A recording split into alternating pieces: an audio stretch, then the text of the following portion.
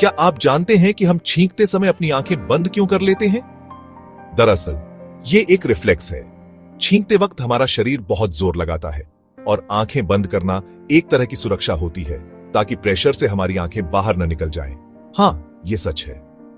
लेकिन सच में आपकी आंखें छींक से बाहर नहीं गिरेंगी। ये बस एक पुराना मिथक है, पर बॉडी का सिस्टम अलर्ट मोड में आ जाता है। अब अगली बार जब छींक आए, सोचिएगा जरा, आपका शरीर आपको बचा रहा है। ऐसे और दिमाग हिलाने वाले फैक्ट्स के लिए क्यूरोपीडिया को फॉलो कीजिए।